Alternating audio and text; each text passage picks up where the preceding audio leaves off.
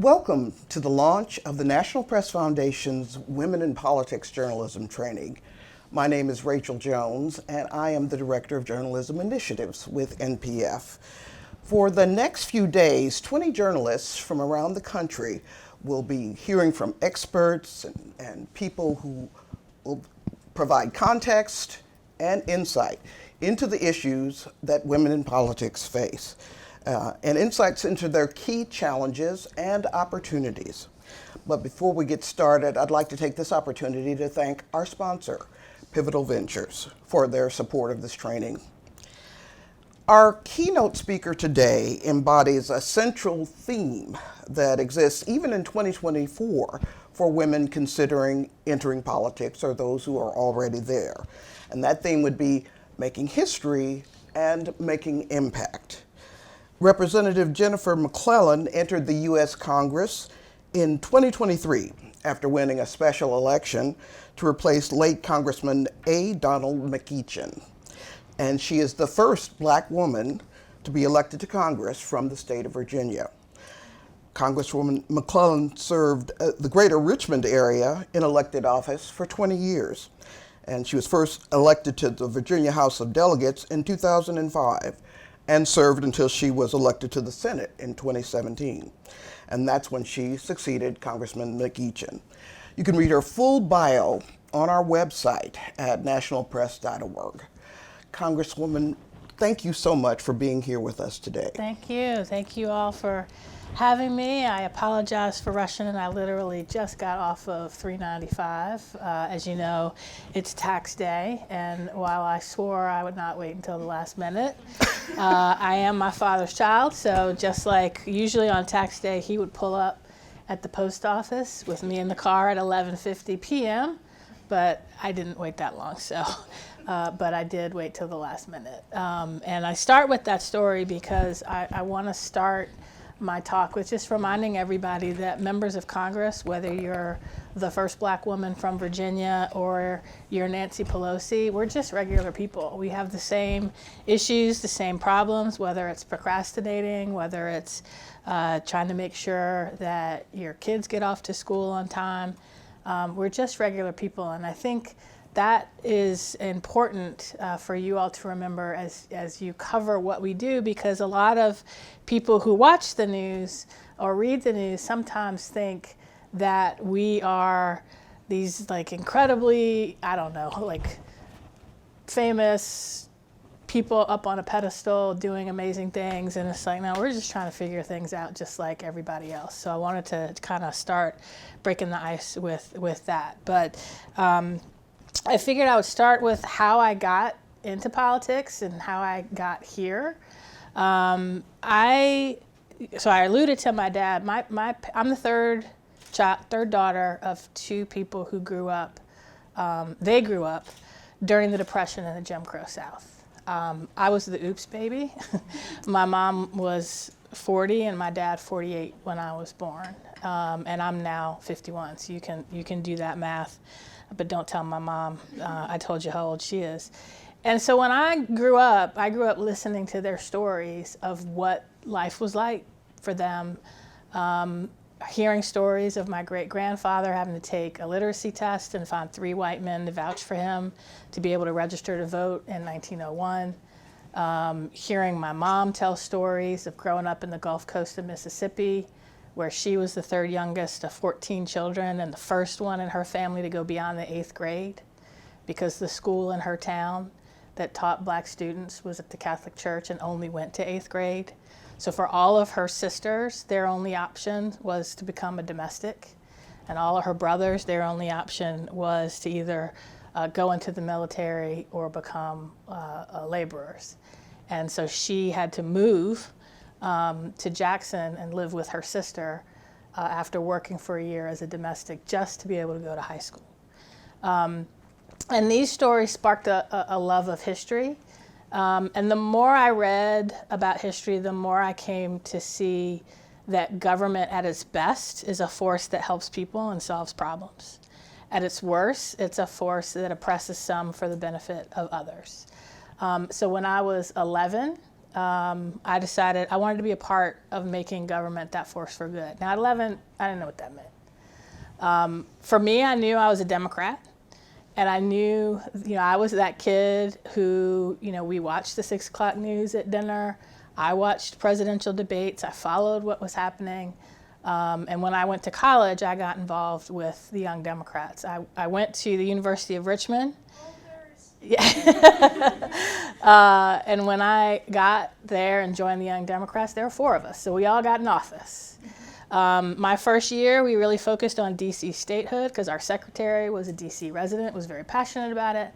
And by the time I was a junior, I was president of that organization, and that's the year the 1992 presidential debate came to the University of Richmond, and I got to attend that and meet everybody who was anybody in the Virginia Democratic Party, which at the time controlled Virginia government. And so I started out as volunteering as a Young Democrat, kind of working my way through the party ranks as a volunteer. But my dream job was I wanted to be a lawyer to the Senate Judiciary Committee. When I went to law school, that's what I wanted to be. My first year in law school, Republicans took over Congress, and I was like, I don't want to work for them. And I went to UVA, which kind of steers everybody to the law firm route. So I ended up working at a law firm for a Republican who's now a Democrat. I like to think I had something to do with that. And what was fascinating, I graduated in 1997. And so when I came out of law school and went to that firm, instead of doing, I was supposed to be doing like toxic tort litigation. By the time I got there, GTE was my boss's client, and they were working on implementing the Telecom Act. And it was the first time, everybody hears about, here's how a bill becomes a law. And for me, this was the first time that I saw, okay, now what? And we were implementing it, and it really taught me how words matter. The words that are in these bills matter, and sometimes what Congress does is not what actually happens. Or sometimes things happen in a way that Congress could never imagine. And so I thought, I'm going to do this over here, and maybe one day after I get married and have kids and make money and retire, then maybe I'll run for office. But my delegate, Viola Baskerville, who was a black woman in Richmond, ran for lieutenant governor. She called me and she said, do you think you might ever want to run for office? I'm like, yeah, maybe one day. She's like, well, that day might be here. It was the most Democratic district in the state. So I knew that whoever won that seat would have it probably for as long as they wanted. And the more I thought about it, the more I realized I want to be the one making the change, not just selecting other people to do it. So I ran and won. And when I walked into the General Assembly, I was a 32-year-old black woman from the most Democratic district in the state in a body that was mostly white Republican men over 50. And what I very quickly learned was everyone's political views are shaped by their life experience and what they know. Be that what they learn at home, be that what they experience or what they learn at school. And so I had to not only with these guys, even if I didn't agree with them, and even if I was uncomfortable, I had to figure out what makes you think what you think. Why do you believe what you believe? Tell me your life experience. What makes you tick? More importantly, I had to be able to share all of that for myself.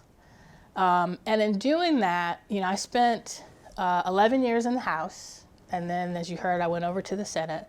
So I was in the legislature total of about 18 sessions, not quite 18 years. And then I was in the minority party for 14 years. I was in a Democratic trifecta for 2. I like that a lot better. And then I was in divided government. And yet I was able to get over 350 pieces of legislation passed because I would take the time to try to meet people where they are and figure out, can we find common ground? If not, I'm not going to waste my time with you on this issue. If we can find common ground, let's start from there and move out. And where we can, I'm gonna, my whole goal was to convince them to come where I was. Now, along the way, so I got elected in 2005, I got married in 2008, I got pregnant in 2010. I was the first member of the House of Delegates to be pregnant while in office. And one of my 50-something-year-old white Republican colleagues said, "Oh, are you going to retire?" Why would you ask me that? Did you ask Chris Peace? Because his wife, he and I got elected at the same time. His wife is due 2 months after me. Well, no, why would I ask Chris? Well, why would you ask me? So I became the first member of the Virginia House of Delegates, and it's almost, at that point, 400-year history to have a baby while in office. And that gave me a whole new perspective on particularly issues around maternal health and abortion. Because when I would go to my doctor had opinions about abortion laws and helped me see how abortion laws impact the doctor-patient relationship, particularly around very complicated pregnancies. And as you probably figured out, I'm a nerd. So when I got pregnant, I had to know everything that could go right and everything that could go wrong. And that really began a over a decade-long journey of fighting for reproductive freedom.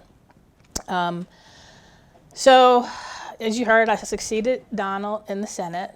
I ran for governor in 2021 in a primary after you probably heard about a little yearbook scandal in Virginia in 2019 that cleared the field for that race until Terry McClellan decided to come back.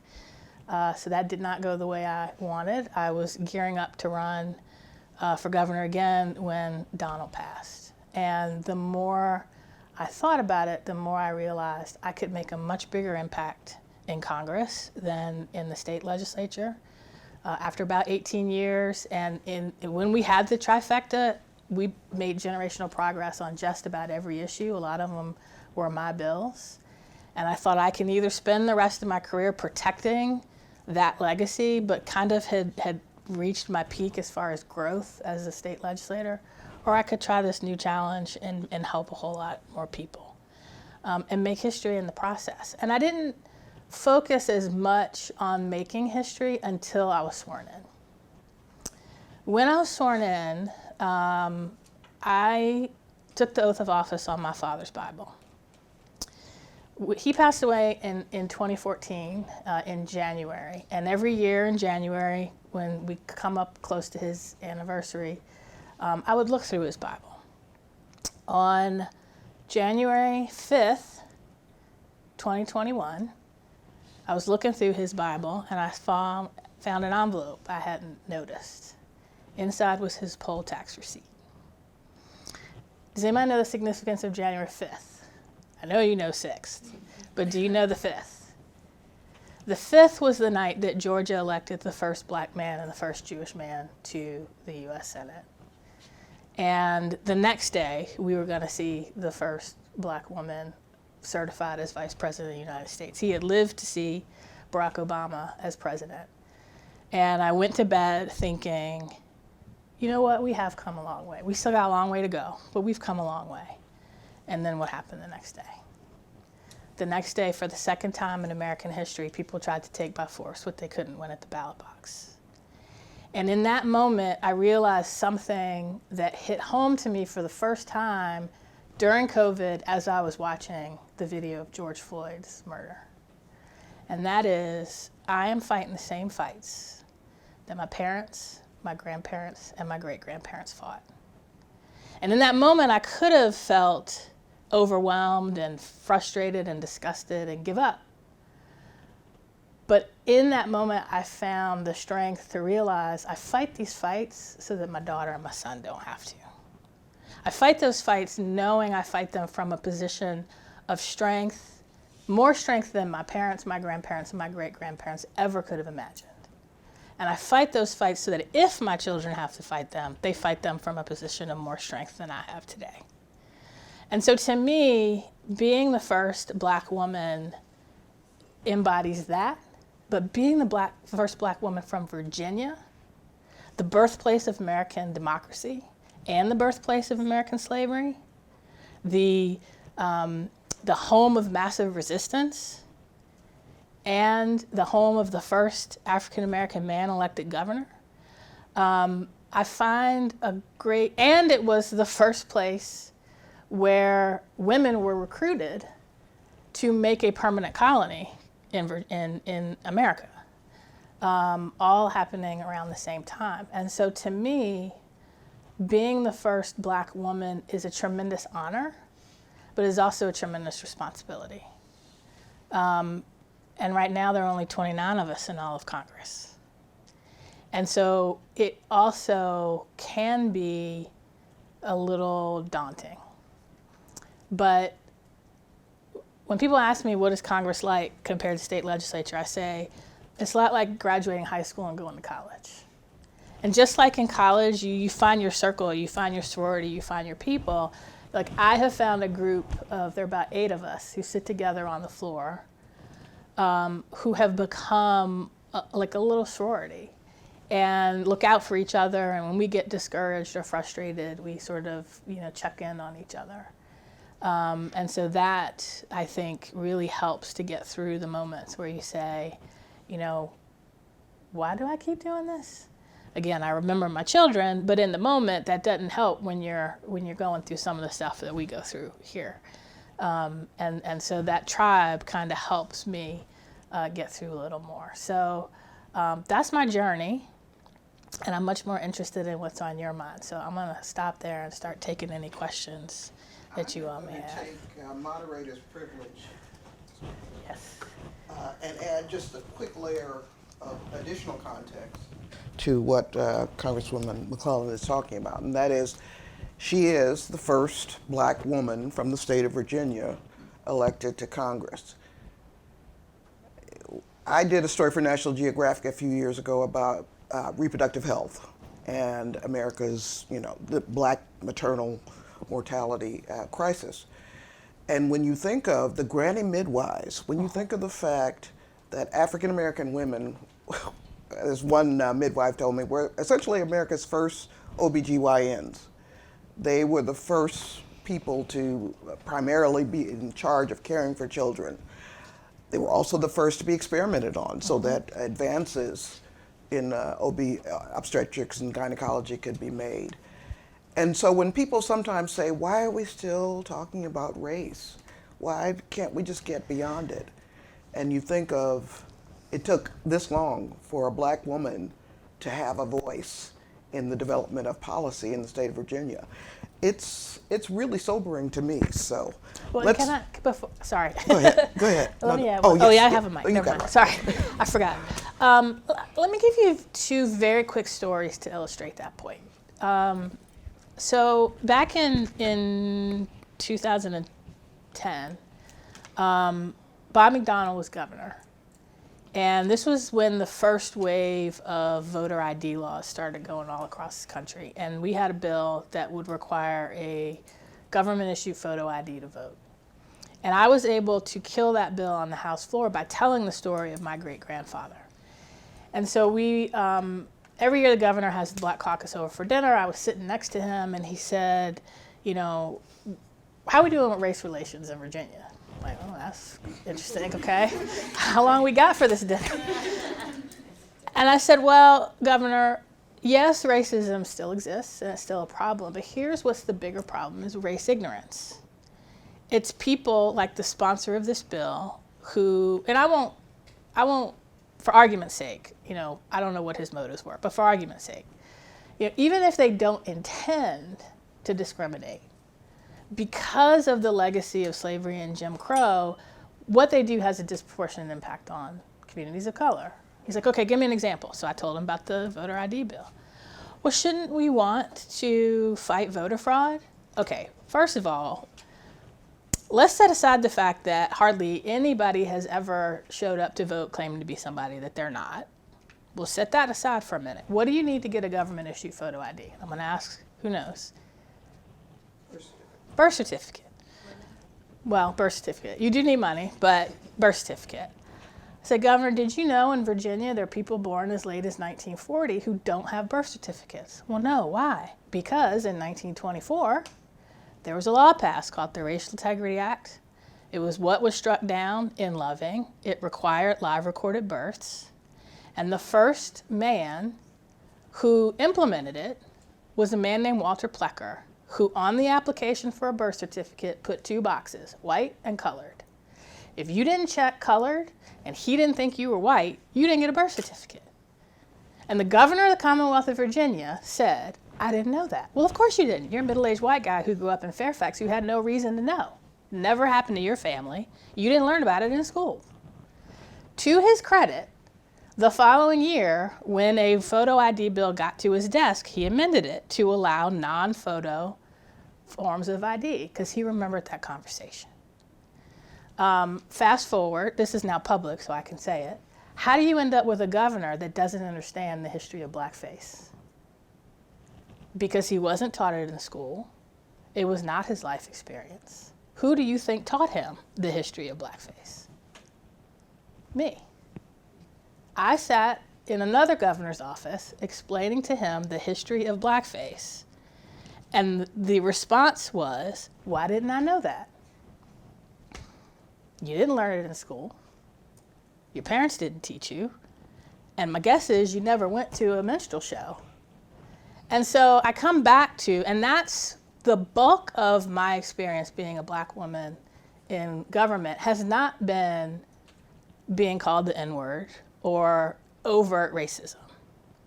It has been having to educate people on why we need diversity, equity, and inclusion.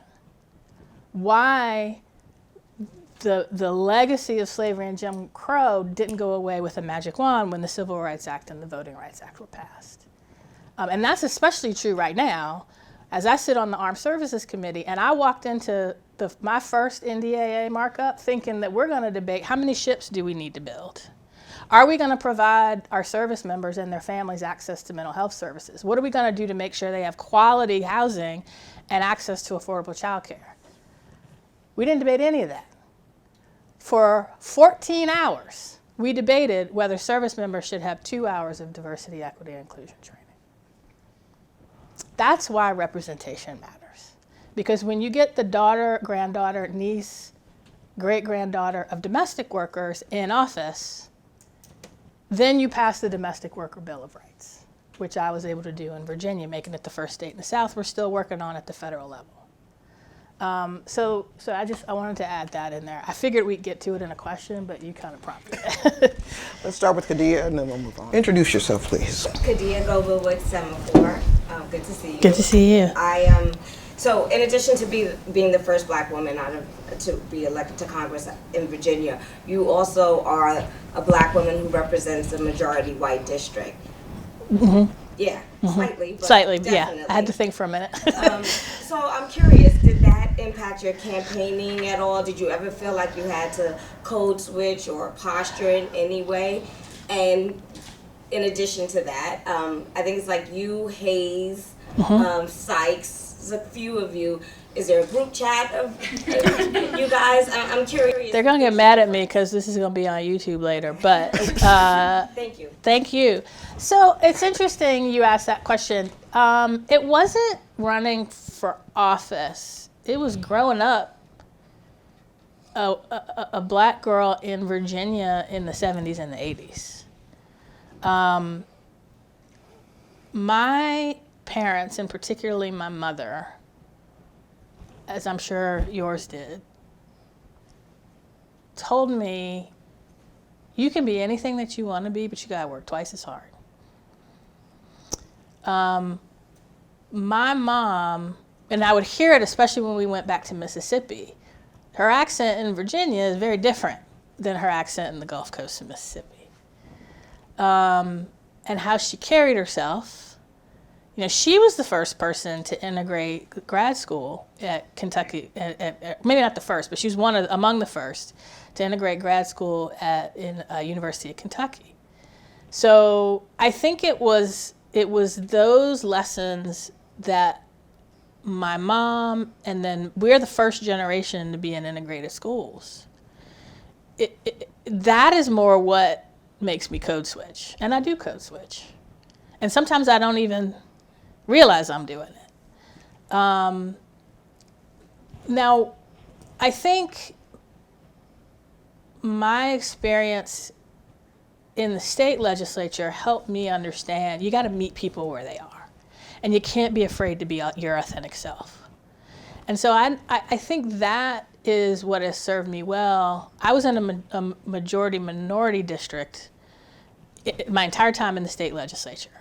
And the bulk of my district now, I either represented or grew up in. So I think for them, they looked at me as like, it's just Jen. And yes, we're making history electing Jen, and we're excited about that. But this is Jen who has represented us for almost 20 years already. Thank you. Let's go over here.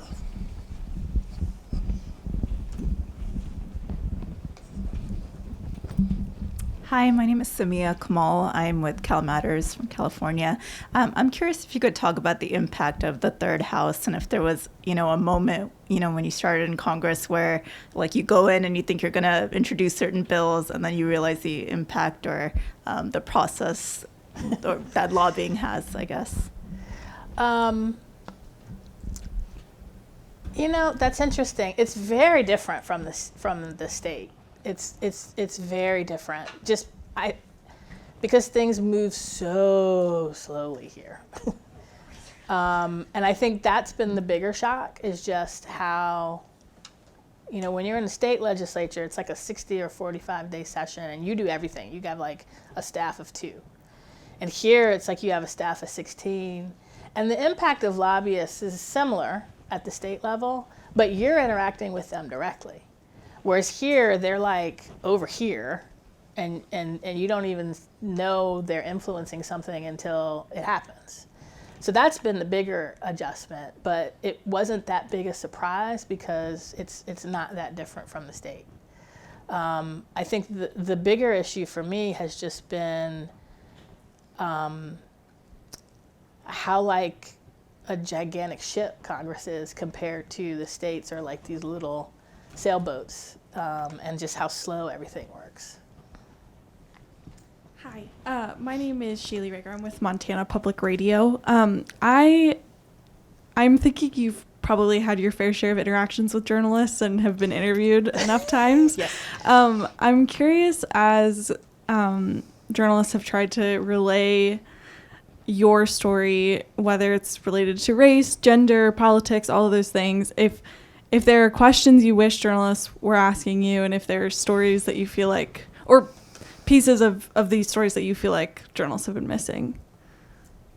That's a really good question, because that's also changed since coming to Congress. In Richmond, in the state legislature, and this is changing there, but they were there in the Capitol. You see each other, you built a relationship, you built trust. Whereas here, sometimes I'll see somebody once, get interviewed, and never see them again. Here, there's a clear narrative that a particular outlet or particular journalist want to tell. And they're going to try to figure out how to fit what you say in that narrative as best they can, even though a lot of times their narrative is wrong. I think the incentives here in Washington are all screwed up. The incentives are be loud, be provocative, and not necessarily be informative. And I think the 24-hour news cycle has made that worse, because it's also, even if we don't have anything to say, we got to talk. And so that has been extremely frustrating to me. And so there are times where I have to fight to get my perspective heard, because I'm not the loudest one in the room. I'm not saying crazy things. I was about to say another word, but and sometimes, especially with stories about the campaign, campaigns in 2024 are unlike any in history, because of the sort of lingering impact of COVID, how fast technology changes. And yet a lot of the journalists that I talk to, or the horse race stories they want to write, ignore that. And so they want to say, oh, like, Biden's not breaking through. Like in I think January, they want to write, Biden's not breaking through. It's like, Biden is just now starting to communicate, and he can't just go to the press and tell a story. He's got to communicate across multiple medium to meet people where they are. So you're using like a 1990s frame to talk about a 2024 election. And I had a whole conversation with a reporter about that. Do you think any of that got in the story? No, it was Biden's not breaking through. So that's my biggest frustration. And I think it's not so much the questions they're not asking, it's that they're not listening to the answers. Hi.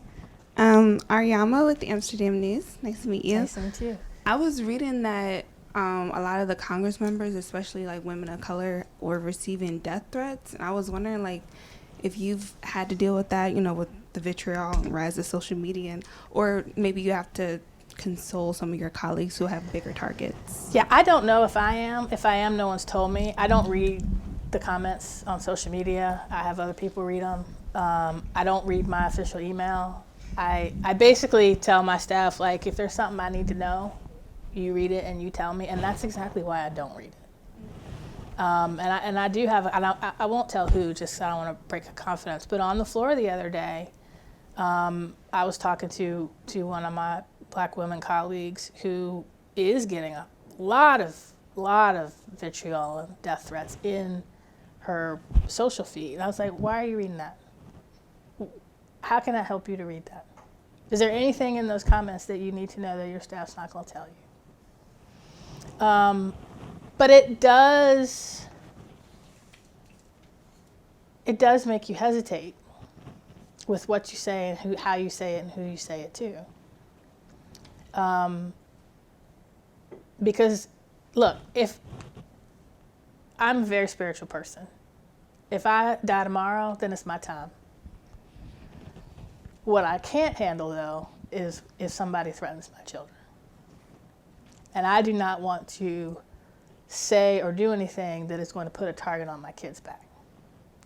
And so sometimes I think twice before I say something, because this time in American history, unlike any other since the post-Reconstruction era, is incredibly dangerous for Black elected officials. And there were no women then. And we get more hatred than anybody. So, yeah, it has an impact. It's crazy. Hello, my name is Jeanette Didios, and I am from KUNM, a local news station in New Mexico. And I just want to say that I really appreciate you speaking with us, because I'm Native American, I'm Hickory Apache and Navajo, and I was interested in learning more about sort of the issues. How do you get people to care about racial issues when it comes to having to both inform them and educate them and advocate for these important issues when, you know, some of them will be like, oh yeah, that's really great, and then turn around and not fight for them alongside you? Oh, that's a great question. It takes a tremendous amount of patience, which is my personality.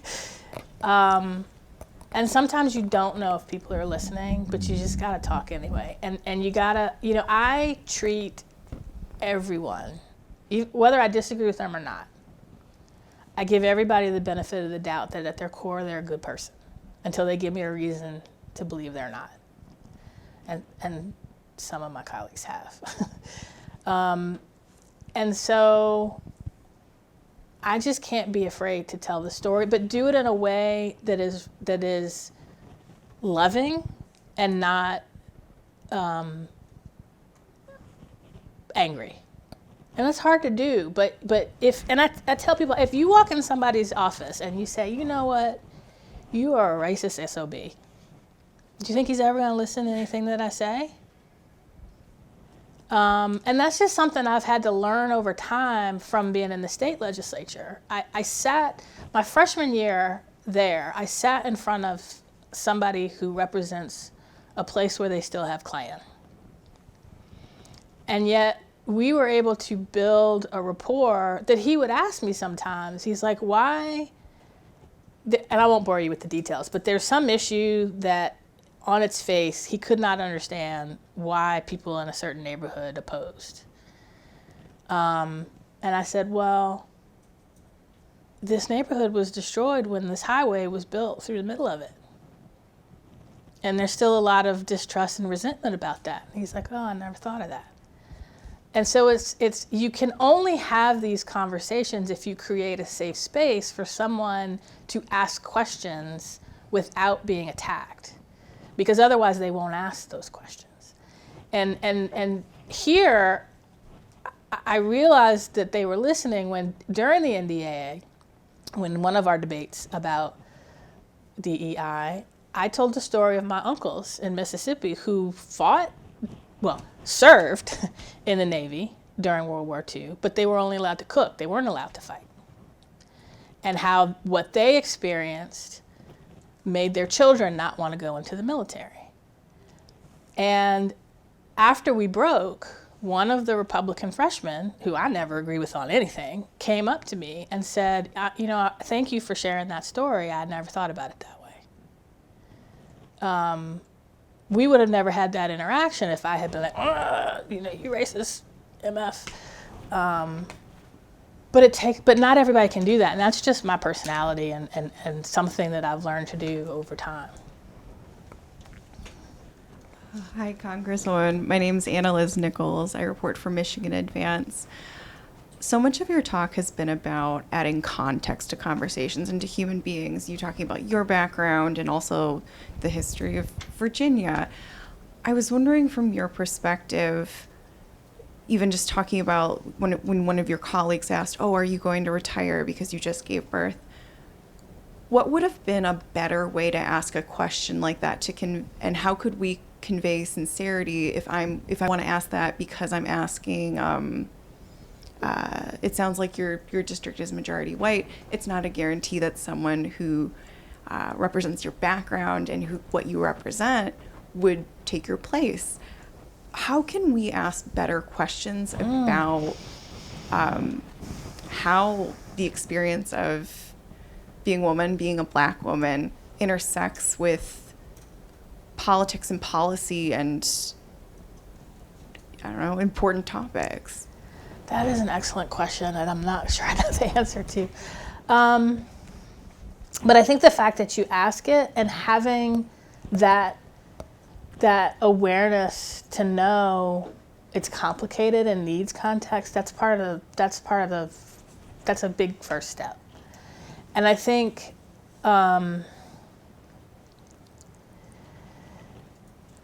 asking questions in a way that recognizes that you might not know the answer, and that you're open to whatever the answer is, and that you recognize that you have blind spots. I think that's the important way to do that. Thank you. Hello, hi. My name's Julianne McShane. I'm a writer with Mother Jones. I wanted to ask you a little bit more of a newsier question about the Comstock Act. I just did an interview with Mary Ziegler, legal historian, abortion historian, on the Comstock Act, which, for anyone who doesn't know, it's a 19th century law that is still on the books that could basically be marshaled to ban abortion nationwide if Trump is elected, because it bans the mailing of materials used in abortion, including abortion pills. So is the House Pro-Life Caucus doing anything to try to reduce the threat of Comstock? And, do you think there's actually any way the Democrats can? You mean the pro-choice? Yeah. Yes, kind of. I mean, and the second half of your question puts your finger on it. When you're in the minority party, you're limited in what you can do, right? We don't control what comes to the floor. Most of what we can do is stop bad things and raise awareness. And so I think we are definitely raising awareness.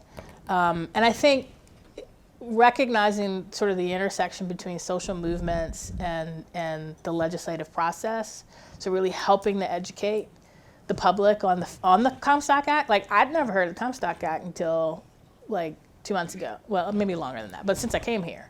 And so I think part of what we're trying to do is make sure that not only our constituents, but constituents in Republican districts understand that this is a threat and are making their voices heard, and that when, watching every bill very closely to see, are they sneaking something in here that could help make that worse, and making sure that we are using our voice through amicus brief or intervening in court cases where necessary to try to influence that process is right now the best we can do in the minority. I want to be mindful of your time. I know you have to get back to a vote, but before we move on, I wanted to ask a question about being a woman journalist. So many of the introductory comments we got from the journalists were reflective of concerns that they had about whether or not their interests were taken seriously, whether their male editors felt like the topics they wanted to cover were authentic or newsworthy, et cetera. And so what advice would you give to a woman in a newsroom trying to elevate or amplify or communicate certain issues when there is that built-in resistance, or when they might be concerned that, I don't want to be sort of pigeonholed? Oh, that's a great question. So two parts. One, remember women are 51% of the population. And in a lot of families, women are the ones making buying decisions, including deciding what subscriptions get made or what you're watching. And like in my house, I'm the one that decides if we're watching TV and if we're watching it at dinner time and what my kids are exposed to. And so reminding your editors that women are an important customer base, number one. Number two, that throughout particularly recent history, women have decided elections. And so there are issues that women are demanding get attention that if you're not fighting for those to be covered, they're not going to get covered. They probably don't even know it's an issue. And then it's recognizing, that's the big part. Men, no offense to the guys watching this, but there's some issues that men are just ignorant about. And I, like anything having to do with woman anatomy or reproductive health, but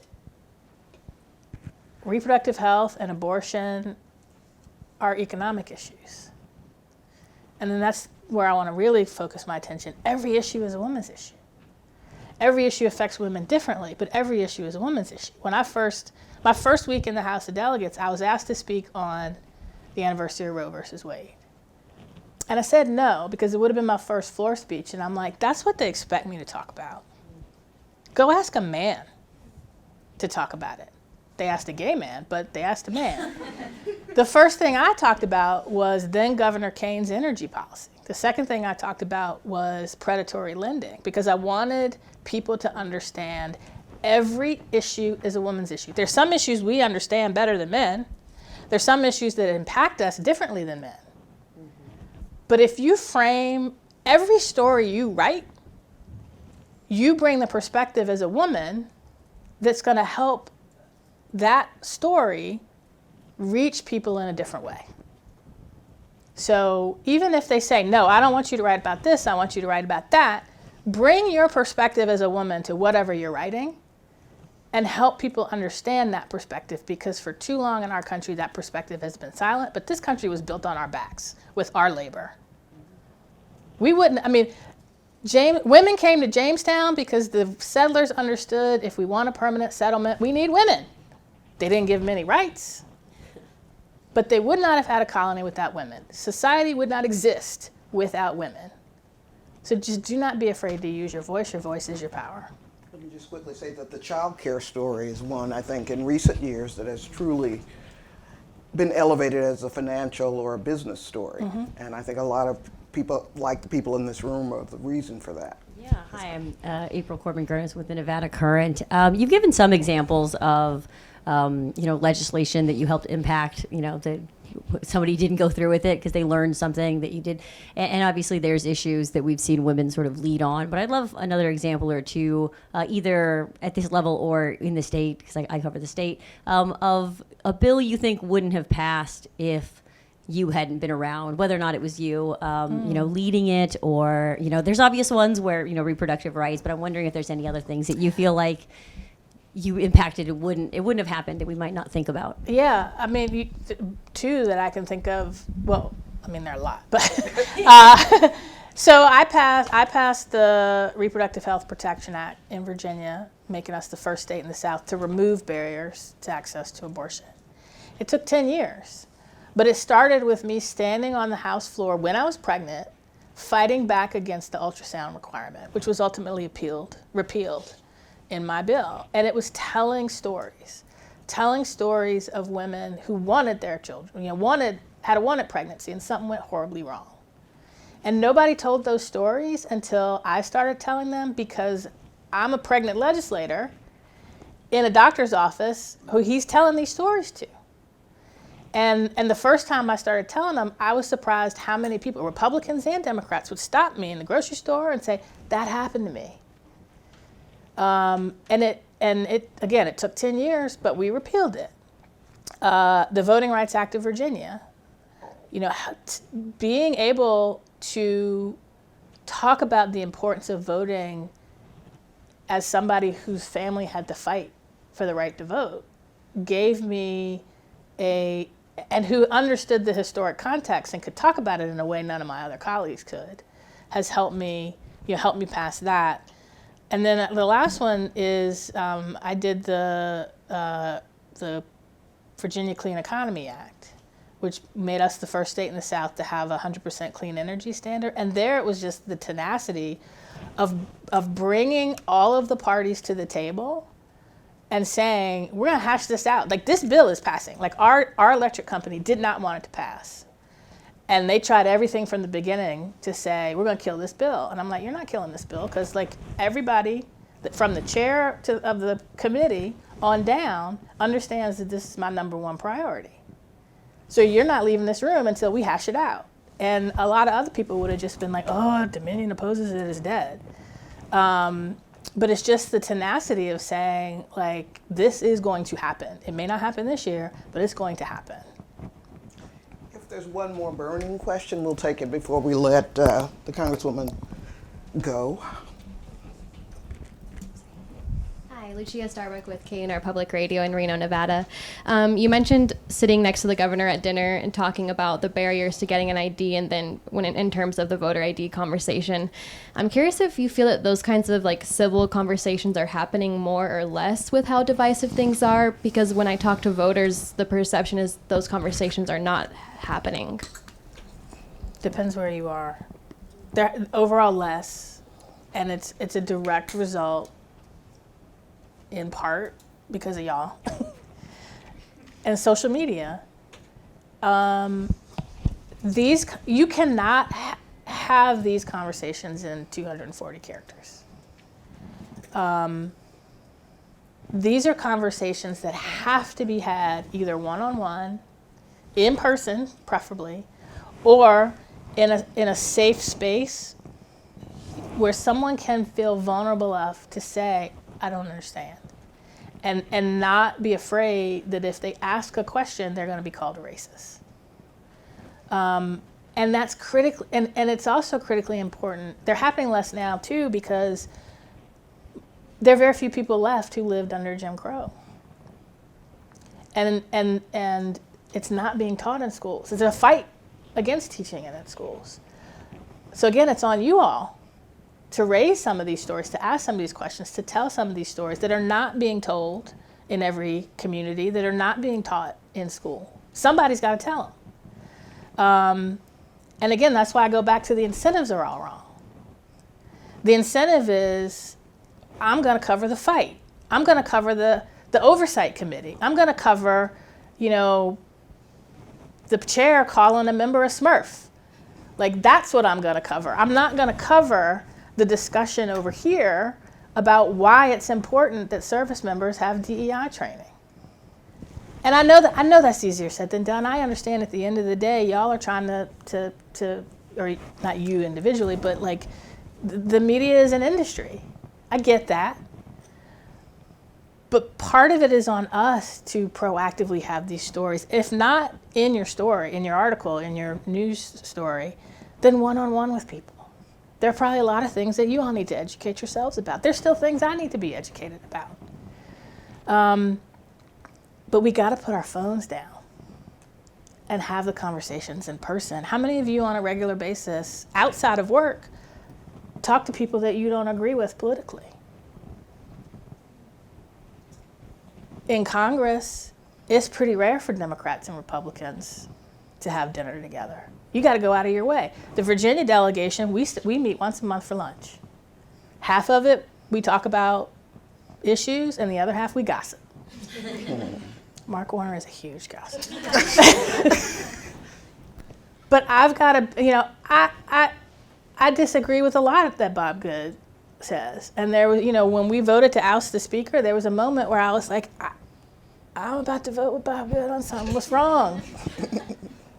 But at the end of the day, I still talk to Bob Good on a regular basis. I don't agree with half of what comes out of his mouth.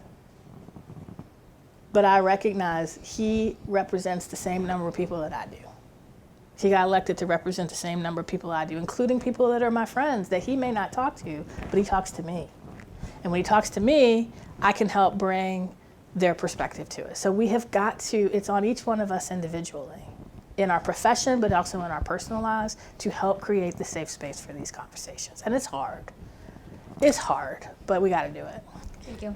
I'd like to wrap it up by talking about the issue of the erosion of local news. Oh, that's it, yes. And the threat about access to information, particularly in this specific election year. And so, in times when I feel overwhelmed and feel discouraged, I think of, again, people like the people in this room who have the ability to ferret out information and get it to the public. So what encouragement and advice would you offer these journalists? I think you all are the most important members of the media, is the local news. Because at the end of the day, people care about what's happening in their neighborhood. And you can bring that context, that local flavor, to a story in a way that the national news can't. And the national news, again, it's like the 24-hour news cycle on cable TV. They're just trying to fill air. But they're not necessarily talking about what's important to the people in their communities. And you can help. One of my jobs as a Congresswoman, but it's definitely your job, is to help people understand, how does what happens in Washington impact their day-to-day life? More importantly, how does what's happening in their state legislature and their local government, which is hardly getting covered, how does that impact their everyday life? In a government by, of, and for the people, the needs of the people are met only if their perspective is heard. And their perspective is heard if they participate. And for a lot of them, they can't participate if they don't know what's going on. And it's on you to tell them what's going on and empower them to participate. Congresswoman Jennifer McClellan, thank you so much for joining us today. Let's show her our appreciation for Thank you. You've definitely deepened my idea of context and how to think about these issues. So now that you're in the NPF family, thank you. We'll be calling on you. My last piece of advice is get some joy in whatever you do, and don't let anybody steal it. Thank you.